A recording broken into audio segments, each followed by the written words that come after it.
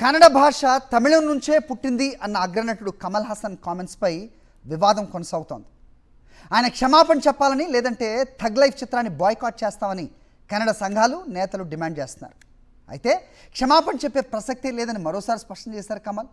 తప్పు చేస్తే తాను క్షమాపణ చెబుతానని బెదిరించి చెప్పించలేరన్నారు. కన్నడ, ఆంధ్ర, మలయాళంపై తన ప్రేమ నిజం అన్నారు Kamal Haasan. This is a democratic country, and I believe in law and justice, and I believe always love will triumph. And my love for Karnataka is true. My love for Andhra is true. My love for Kerala is true. So nobody will suspect it except those with an agenda. I've been threatened before. And if I am wrong, I will apologize. If I'm not, I won't. It's my lifestyle. Please don't tamper with it.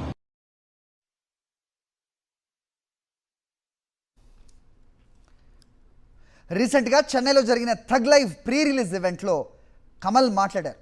Kannada star Shivraj Kumar గురించి మాట్లాడారు. ఈ క్రమంలోనే కన్నడ భాష కూడా తమిళం నుంచే పుట్టిందని వ్యాఖ్యానించారు.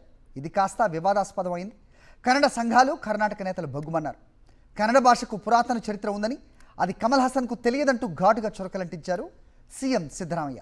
కర్ణాటకలో కమల్ సినిమాలు బ్యాన్ చేయాలని డిమాండ్ చేశారు కన్నడ బీజేపీ నేతలు. 24 గంటల్లో క్షమాపణ చెప్పకపోతే థగ్ లైఫ్ చిత్రాన్ని కర్ణాటకలో విడుదల కానివ్వమని కేఎఫ్సీసీ అల్టిమేటం ఇచ్చింది. అయితే కమల్ మాత్రం క్షమాపణ చెప్పేందుకు ససేమిరా అంటున్నారు. కమల్, మణిరత్నం కాంబినేషన్లో తెరకెక్కిన థగ్ లైఫ్ జూన్ 5న రిలీజ్ కానుంది. ఈ చిత్రానికి కమల్ హాసన్ నిర్మాతగా కూడా వ్యవహరిస్తున్నారు.